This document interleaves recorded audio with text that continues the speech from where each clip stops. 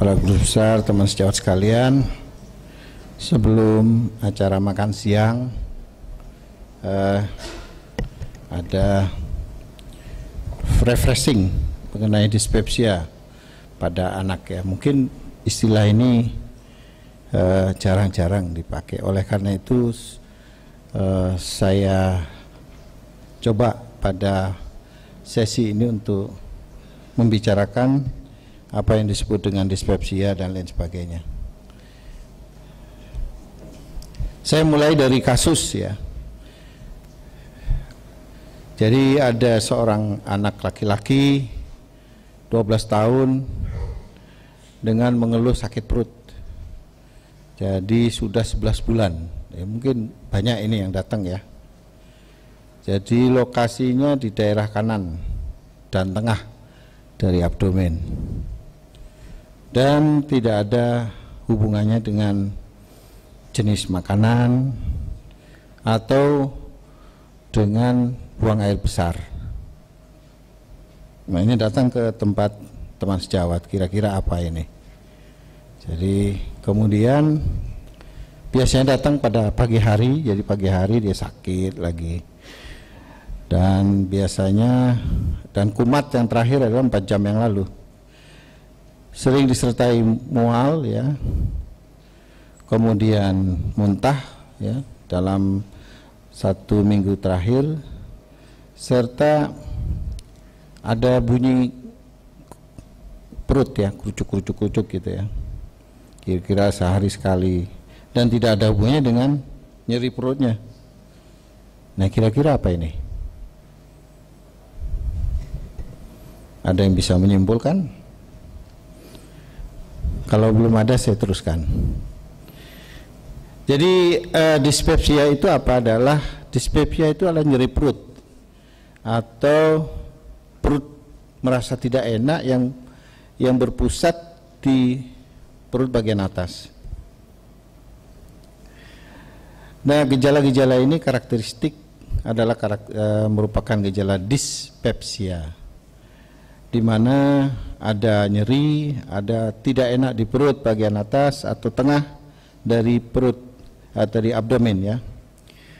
Biasanya di sekitar setelah makan ya, atau pada saat makan, atau pada malam hari. Jadi pada anak-anak atau pada bayi-bayi kecil biasanya rewel pada malam hari, tidak mau tidur. Jadi orang tuanya mengeluh seperti itu.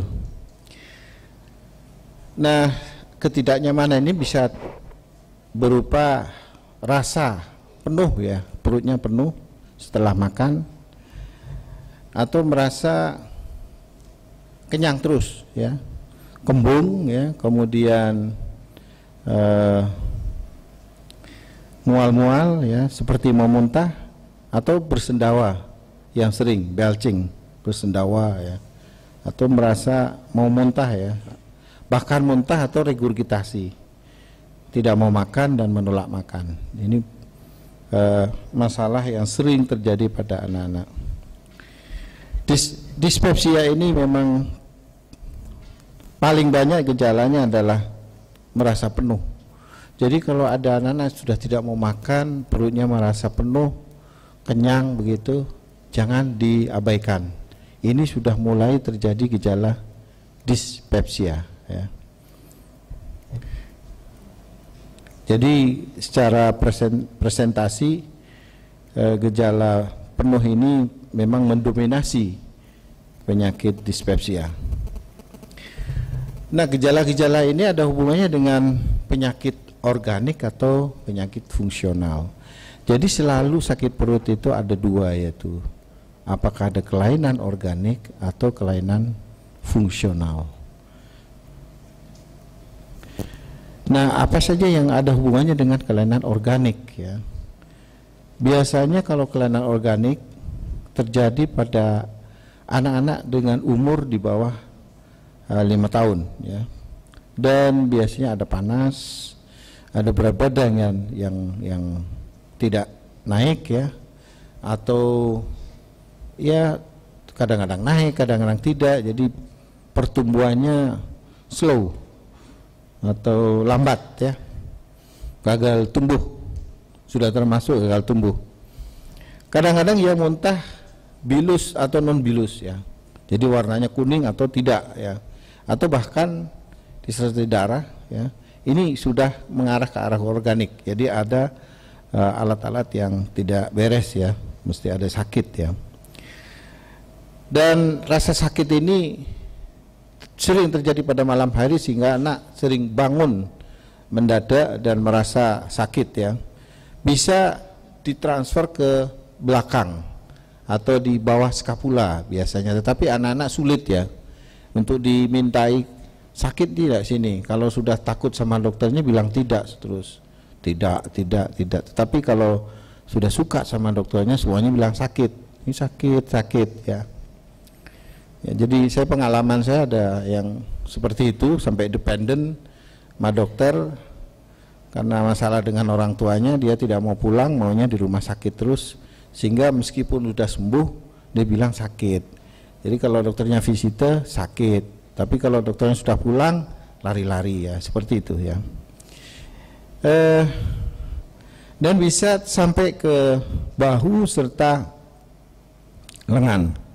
Ini adalah proyeksi dari rasa nyeri di daerah abdomen ya. Kadang-kadang nyeri pada saat urinari ya, jadi pada saat kencing ya. Bisa kencingnya ada darahnya, atau flank pain, jadi sakit di sebelah samping ya, samping belakang, itu disebut flank pain atau side edge. Jadi ini sering terjadi, tetapi biasanya dirasakan pada anak-anak yang sudah bisa mengeluh. Pada anak umur di bawah 5 tahun sangat sulit sekali, apalagi yang tidak kooperatif ya. Atau bisa perianal, jadi pada perianal itu merasa sakit, ada darah dalam feses ya. Kemudian ada pemeriksaan laboratorium yang tidak normal. Nah, ini bisa dihubungkan dengan penyakit yang sekarang sudah mulai banyak di Indonesia. Kebetulan dari pengalaman endoskopi selama 23 tahun saya sudah menemukan penyakit ini lebih dari 6 ya, yaitu inflammatory bowel disease. Meskipun ahli penyakit dalam sendiri mengatakan orang Indonesia itu nggak mungkin kena inflammatory bowel disease, tapi ternyata di anak-anaknya saya juga ada, baik itu Crohn disease maupun colitis ulcerativa. Atau kalau ada keluarga yang ada menderita sakit ulcer atau ulkus, kalau di kita itu terkenal dengan sakit mah ya. Sakit apa? Mah gitu. Padahal itu dari bahasa Belanda ya, mah. Nah, penyebab ini ada hubungannya semua dengan kelainan yang organik, tetapi ini harus diperiksa sampai negatif untuk mengatakan bahwa seorang anak itu sakit perut karena fungsional. Sebab yang fungsional ini sangat-sangat sulit untuk dieksplorasi. Jadi carilah penyebab organik dulu sampai dia negatif, baru mengatakan bahwa sakit perutnya adalah fungsional. Jadi seperti tadi saya katakan bahwa tipe sakit pada dispepsia itu lebih banyak ke fullness, jadi rasa sebah atau penuh di perut ya. Zaman dulu sakit dispepsia fungsional itu belum dikenalnya, tetapi sejak tahun 97 pada anak-anak sudah diikutkan di dalam pembicaraan bahwa pada anak-anak sakit dispepsia fungsional itu ada, sehingga kriterianya dimasukkan dari kriteria Room 2 pada tahun 2000. Jadi fungsional dispepsia pada anak-anak ini dijadikan suatu diferensial diagnosis pada organik dispepsia yang ditetapkan pada Konsensus Roma 3 pada tahun 2006. Oleh karena itu teman sejawat yang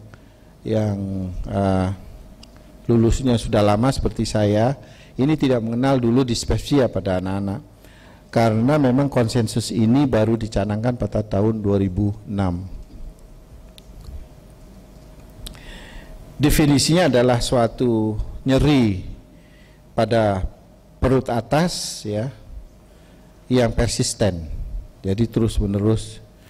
Kemudian tidak ada hubungannya dengan buang air besar ya, baik dalam bentuk diare maupun konstipasi.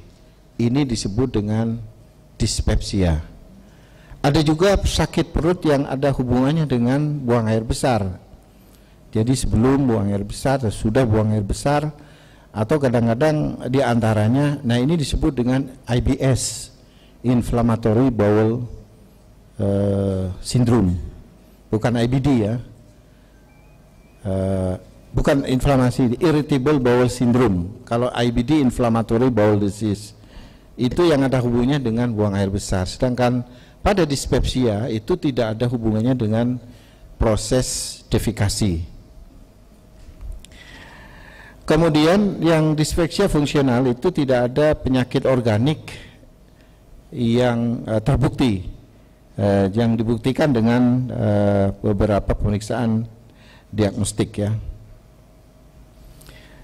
Nah, dispepsia fungsional itu dibagi dalam 3 kategori. Yang pertama, dispepsia yang menyerupai ulkus atau ulcer, di mana nyerinya itu pada perut bagian atas ya. Jadi mirip sekali dengan sakit ulkus. Jadi pada ulkus itu biasanya epigastric pain ya, ini sama. Biasanya sering sekali membaik dengan diberi makan atau diberi antasida. Misalnya kita sulit untuk mendiagnosis apakah ini organik dan fungsional, mungkin dicoba-coba dengan antasi dulu. Tetapi kalau tidak sembuh mungkin berarti bukan ulcer-like dyspepsia. Kemudian dysmotility-like dyspepsia, jadi dyspepsia karena gangguan pada motilitas. Jadi biasanya ini ada hubungannya dengan mirip-mirip dengan IBS ya, Irritable Bowel Syndrome. Jadi karena kelainan motility dari gaster. Nah, ini penyebabnya sangat banyak sekali, dan sensasinya itu ada hubungannya dengan rasa sebah, rasa perut yang penuh, ya, merasa kenyang, merasa kembung, dan mau muntah atau nausea. Sedangkan yang ketiga, yang non-specific dyspepsia, adalah terjadi pada individu-individu dengan gejala-gejala yang tidak memenuhi kriteria di atas, yaitu kriteria ulcer-like dyspepsia atau dysmotility-like dyspepsia. Penyebabnya apa? Penyebabnya pada dispepsia fungsional itu dikatakan adalah kelainan pada motilitas usus, di mana terjadi loncatan elektrik pada otot-otot gaster yang tidak teratur ya, sehingga terjadi pengosongan lambung yang terlambat atau disebut dengan delay emptying gastric ya, gastric emptying delay ya, pada lambung maupun pada duodenum. Sehingga karena gangguan motilitas itu, maka isi lambung tidak dipompa ke dalam duodenum secara normal. Akibatnya apa? Akibatnya akan membalik ke atas.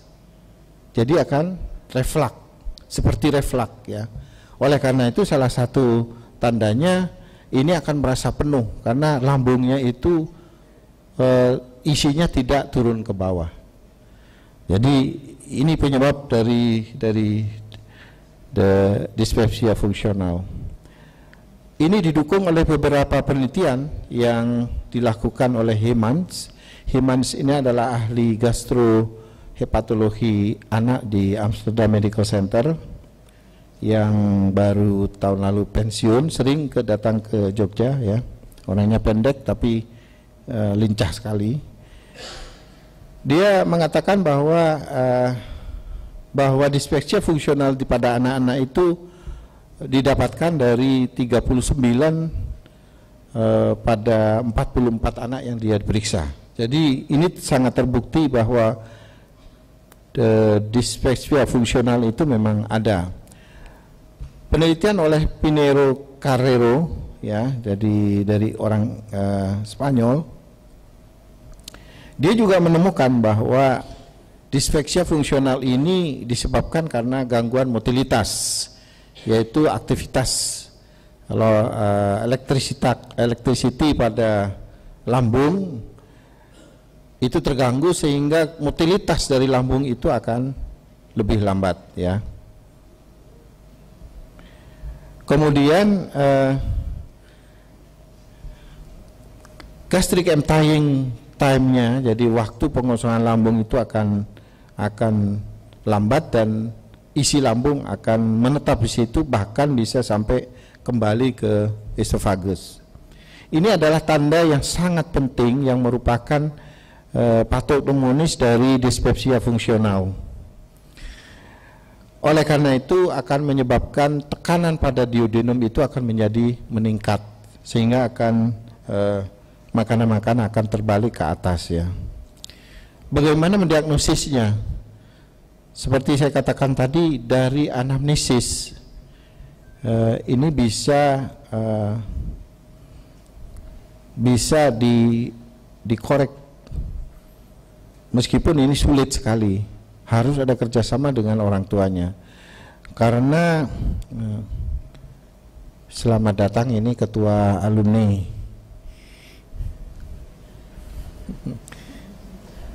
Sudah ditunggu-tunggu, ya. Jadi sangat sulit karena anamnesis pada anaknya itu sulit sekali, harus dibantu oleh orang tua. Bagaimana sebetulnya pola sakit perutnya ini? Apakah di atas atau di bawah? Sentralnya di mana dan lain sebagainya? Apakah kalau malam sering bangun atau sering kembung, sering mengeluh mau muntah dan lain sebagainya? Perlu juga ditanyakan mengenai dietnya, pola makannya dan lain sebagainya, dan masalah psikologis. Ada suatu teori yang kebetulan saya sedang keliling sosialisasi mengenai gut brain access. Jadi ada akses antara otak dan saluran cerna. Mengapa demikian? Karena sel-sel saluran cerna, sel-sel otak itu berasal dari potongan dari sel-sel saluran cerna yang dulu berbentuk cup, ya. Kemudian dia melingkar, yang satu jadi saluran otak cerebral. Oleh karena itu ada gut brain access. Ini yang menyebabkan reaksi psikologis yang sering terjadi pada anak. Saya beri contoh, kalau ada pasien mengeluh, anaknya tiba-tiba pagi sakit perut, tidak mau sekolah, ya. Ini saya tanyakan dari beberapa orang tua, banyak yang seperti itu. Jadi memang betul-betul sakit perut. Setelah ditanya, karena hari itu ada pelajaran matematika di sekolahan, atau pada hari itu ada guru yang dia memang tidak suka, sehingga dia akan sakit perut. Begitu orang tuanya mengatakan, iya memang kalau kamu nggak sakit perut gak usah sekolah, maka sakitnya langsung sembuh. Ini yang kita sebut dengan brain gut access. Jadi pikiran yang ada di otak itu kemudian melalui nervus, terutama nervus vagus, menyebabkan motilitas di otak itu akan lebih aktif. Ini psikologis.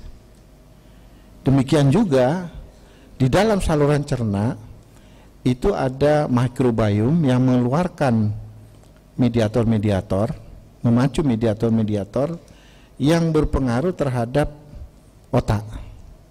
Ada teori yang paling baru bahwa mediator yang dikeluarkan oleh makrobiome di saluran cerna itu bisa memacu perkembangan terjadinya autisme. Ini teori yang baru. Ini baru saya simpan, nanti kalau di simposium yang akan datang kita buka-bukaan. Ini saya mau menyoroti mengenai psikologi ini. Jadi psikologi ini memang ada dan banyak terjadi dan sulit dihentikan. Jadi dokternya bingung mau dikasih apa. Jadi secara psikologis dia akan merasa sakit sekali. Sosial faktor juga demikian. Jadi bisa menyebabkan disfungsia fungsional. Kemudian ditanya juga bagaimana hubungannya dengan gejala-gejala itu dengan makanan. Apakah kalau makan sesuatu dia akan merasa sakit perut, aktivitasnya bagaimana, atau adakah adanya stresor. Ini juga ada hubungannya dengan nutrisi ya, karena banyak anak-anak yang menjadi malnutrisi karena makanannya milih-milih ya, namanya apa, picky eating ya. Jadi itu sulit sekali karena psikologis dan memang perutnya yang menolak gitu. Teman sejawat saya yakin banyak mempunyai pasien seperti ini ya. Oleh karena itu perlu dipikirkan adanya dispepsia fungsional ini.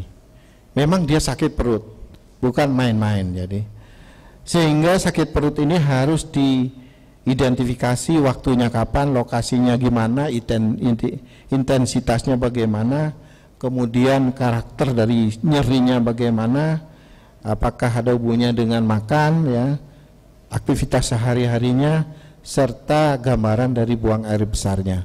Semuanya harus digali di dalam pada pasien ini. Mengenai diagnostik tesnya apa? Ini saya kira di rumah sakit daerah sudah mulai ada alat ini, yaitu endoskopi ya. Endoskopi akan mengatakan apakah organ di saluran cerna ini, di esofagus, di gaster atau di duodenum, ileum itu ada sesuatu ya, apakah ada itis atau bahkan ulcer ya, bahkan polip ya, bahkan adanya gerakan otot atau otot-otot yang tidak mampu, misalnya kita bisa melihat gerakan dari pilorus, jadi kita bisa hitung dalam 1 menit dia kontraksi berapa kali. Kalau melebihi cut off maka dia disebut hiper dan biasanya juga menyebabkan muntah. Tetapi kalau sangat slow sehingga makanan dari lambung itu tidak bisa masuk ke dalam duodenum, ini yang kita sebut dengan gastric emptying time-nya delay atau terlambat dan bisa menyebabkan dispepsia fungsional ya. Maaf Mas Jufri, waktu tinggal 5 menit.